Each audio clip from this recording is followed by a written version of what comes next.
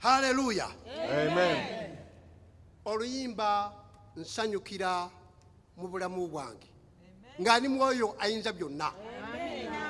Watukolera nnyo, lutukolera nnyo nga tuli mu biseera eby'okusinza n'okwebaza Katonda, nga tulowooza ku oyo atunyweza.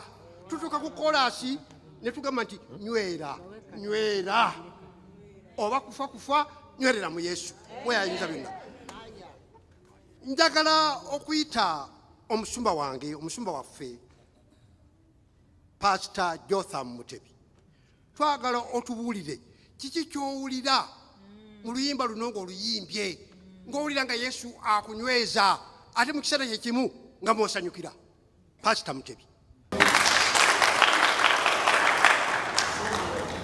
Oluyimba luno lwa makulu nnyo gyendi. Oluyimba luno lwe lumu ku nnyimba ezasingira ddala okunkomako era n'okunsanyusa nga naakalokoka.